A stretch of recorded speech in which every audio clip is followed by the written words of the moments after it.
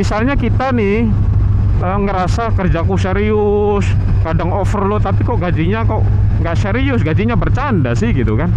Coba kita lihat dulu, kita kerja di tempat seperti apa, kita kerja di perusahaan seperti apa guys. Ya, itu dulu. Kita realistis dong.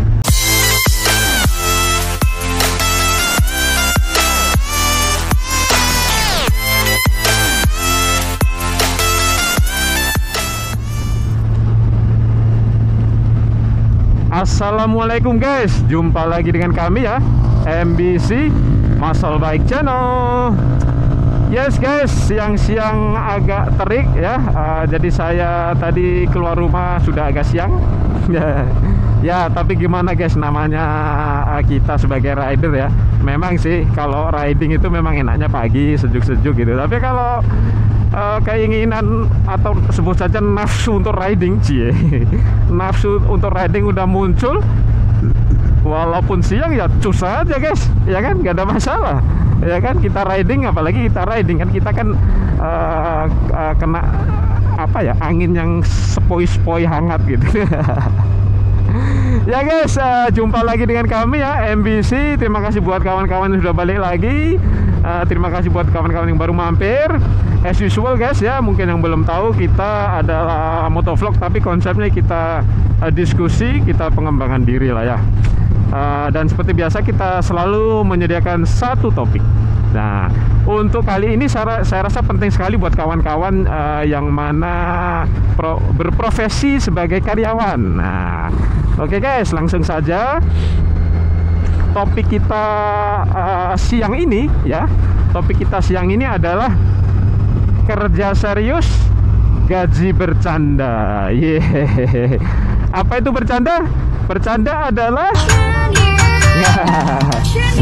ya, itu joking, that's joking. Oke guys, jadi ini penting sekali ya. Kenapa? Karena urusan gaji itu urusan yang sensitif guys ya. Nah, dimana ketika sensitif itu kita nggak bisa sembarang bahas dengan kawan, karena kalau misalnya terjadi, misalnya ya ternyata gaji kawan yang kerjanya lebih santai tapi gajinya lebih besar, itu bisa jadi problem dan lain-lain.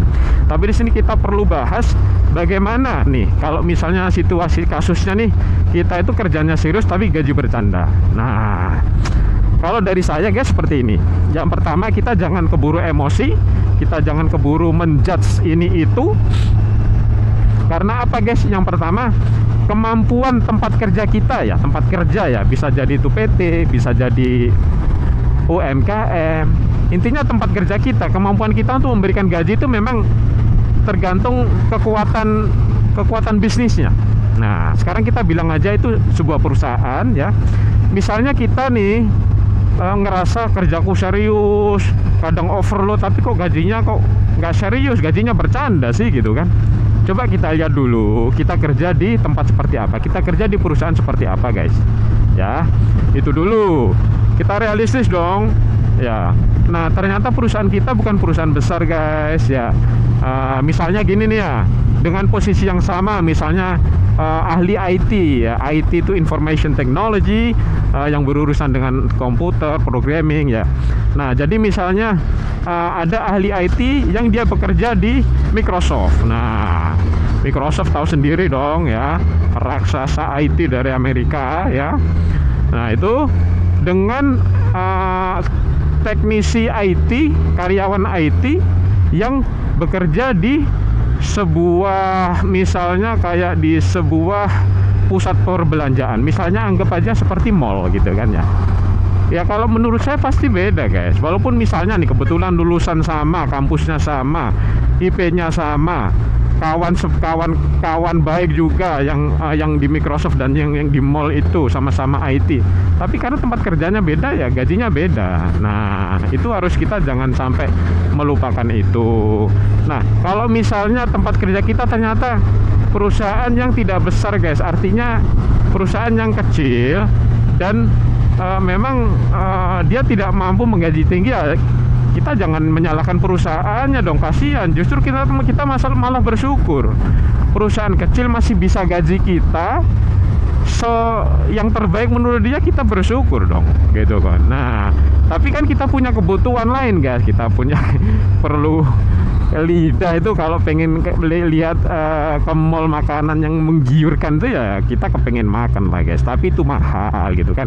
Kita pengen gadget yang bagus, kita pengen motor yang bagus, mungkin di sini ada kawan-kawan yang kepengen beli moge gitu kan ya, butuh gaji yang besar, sementara kita bekerja di perusahaan yang kecil ya. Kalau solusinya seperti, kalau kondisinya seperti itu guys, ya saran saya segera sebar lamaran kerja ke perusahaan besar. Karena apa? Kalian sekarang posisinya sedang bekerja, artinya kalian punya posisi tawar yang bagus, kalian tidak menganggur, sehingga kalau misalnya perusahaan yang nanti menginterview kalian mengoffer gaji, ya dia mengoffer orang yang sedang bekerja, artinya harus kasih gaji yang bagus dong, kira-kira seperti itu.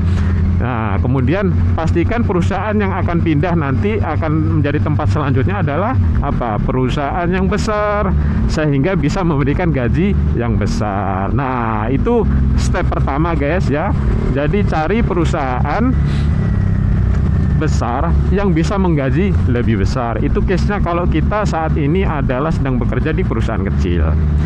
Kalau kasusnya adalah kita sekarang sudah bekerja di perusahaan besar, tapi si perusahaan besar ini tidak mau, dalam tanda kutip, tidak mau memberikan CNB, mungkin istilahnya compensation and benefit yang sesuai dengan kemampuan dia. Artinya gini, kalau kita kerja kan kita bisa tahu nih guys, walaupun tidak tahu secara pasti. Misalnya kita kerja di perusahaan besar, posisi apa, kita kan tahu nih kira-kira range gaji di posisi kita tuh berapa. Misalnya nih ya, di company-company lain yang setingkat dengan posisi yang sama, itu misalnya mereka bisa dapat gaji 20 juta, tapi ternyata kalian di perusahaan yang ini gajinya cuma separohnya 10 juta. Ya kalau menurut saya itu alasan yang sangat realistis untuk pindah, bahkan sangat lebih realistis dari yang pertama. Kalau yang pertama kan memang perusahaan kecil, mampunya gaji segitu. Nah kalau ini kasusnya kan dengan peer to peer kompetitor perusahaan di posisi yang sama aja sudah